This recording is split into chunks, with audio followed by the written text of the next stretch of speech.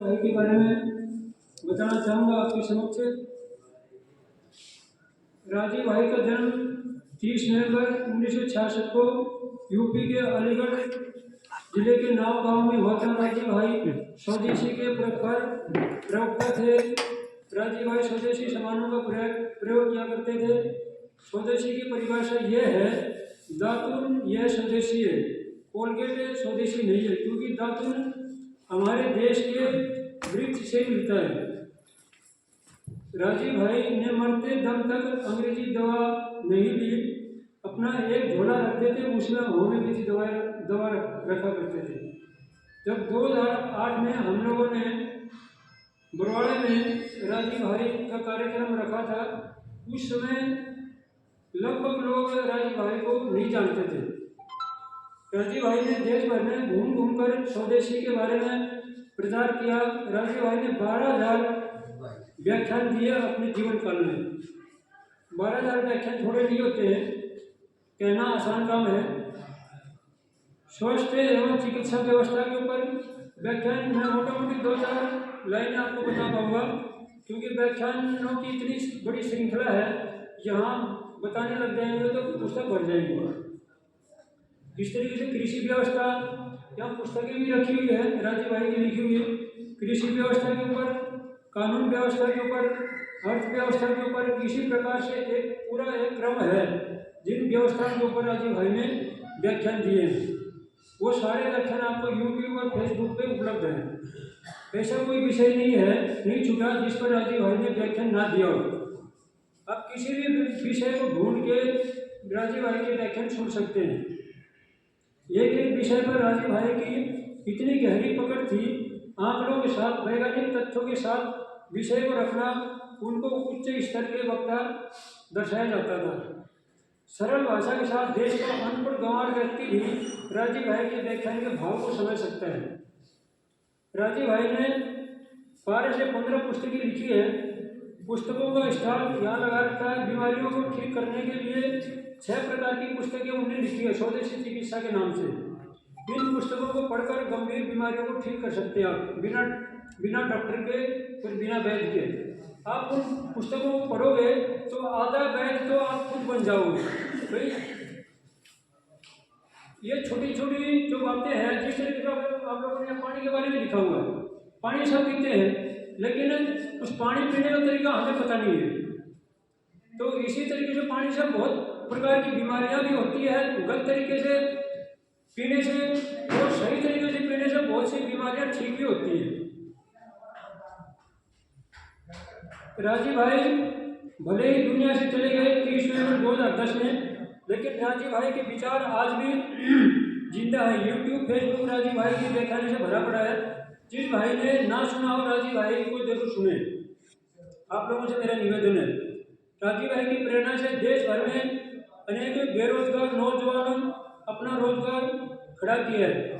कई साथी यहाँ आप लोगों के बीच में हैं जो राजीव भाई की प्रेरणा से वो काम कर रहे हैं और आगे रोजगार खड़ा करने में लगे हुए हैं। जैसे गौशाला चला रहे हैं, कोई गाय के मूत्र से घी, गोबर, दूध, छाछ, दवाइयाँ बना रहा है।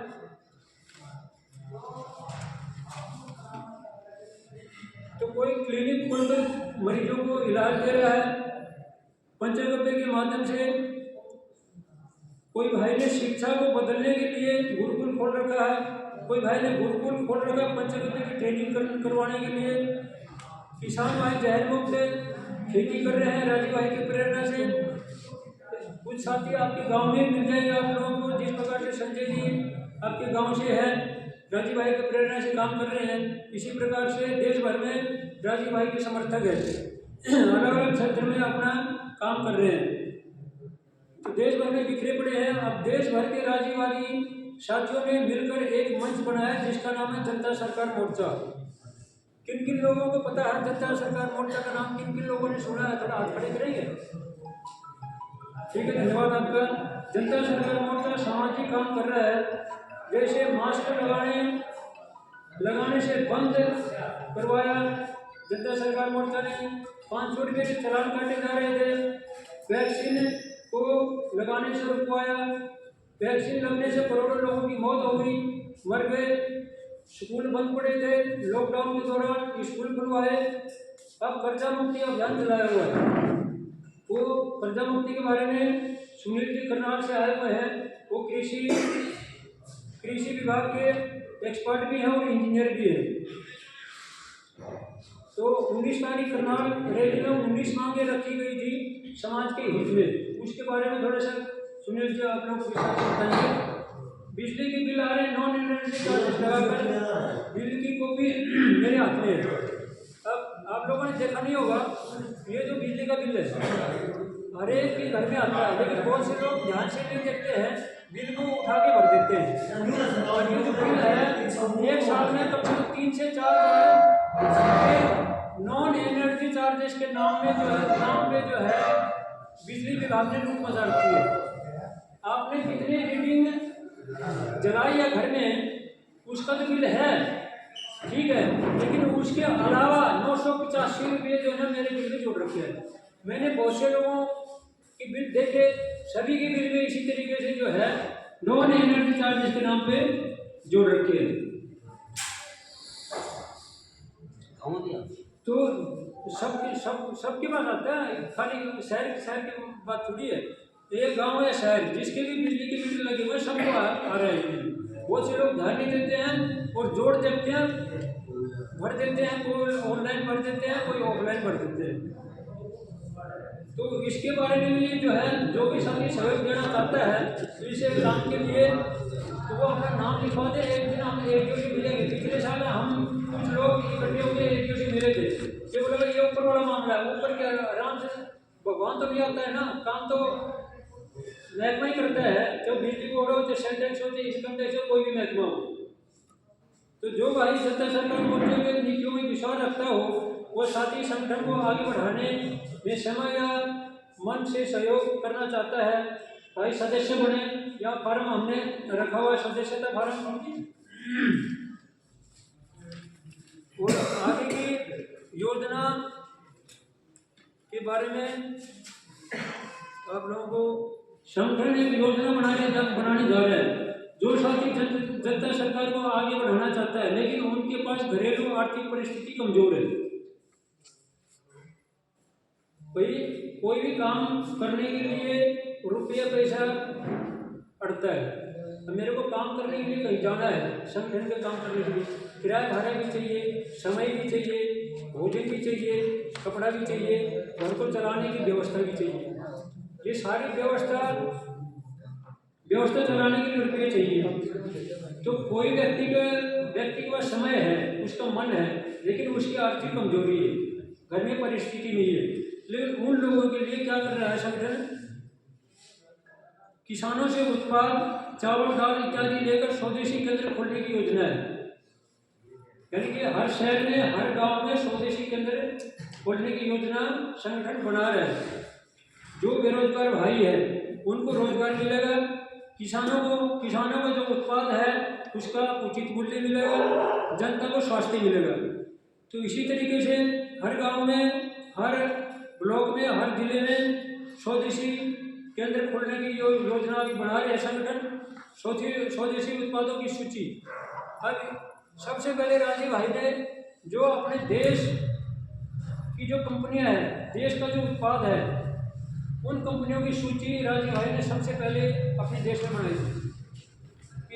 इससे क्या पता चलता है कि इस सूची से हमें पहली बात तो ये पता चलता है भाई ये कंपनियां विदेशी है या स्वदेशी है। स्वदेशी कंपनी कौन सी है? जो भारत में बनाती है और भारत में सामान बेचती है, यानी कि भारत के लोगों को रोजगार देती है। पर एक कंपनी वो है जो बाहर अमेरिका, इंग्लैंड, जर्मनी, फ्रांस, दूसरे देशों से सामान लाके हमारे देश में बेचती है। तो वो अपना मुनाफा कहाँ लेके जाती है? इंग्लैंड, जर्मनी, फ्रांस, अमेरिका अपने अपने देशों में लेके जाती है। यहाँ भारत की जो कंपनियां हैं यहाँ सामान बेचती है तो उसका मुनाफा जो है ना हमारे देश में रहता है। और जहाँ भी भूकंप, बाढ़, त्रासदी, जो भी समस्या आती है देश में, तो उन लोग दान चंदा वगैरह देश के हित में काम करती है। लेकिन आज तक विदेशी कंपनियां कोई दान चंदा हमारे हिंदुस्तान में जो भी बाढ़ त्रासदी घटना कोई घटती है उन लोगों को कोई दान चंदा यहाँ हमारे देश को नहीं देती है। तो ये हम लोगों को स्वदेशी का नारा जो है सबसे पहले राजीव भाई ने दिया था।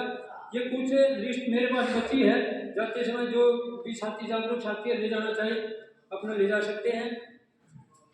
तो अब लगभग मैंने मेरे विचार आप लोगों के समक्ष रखे हैं।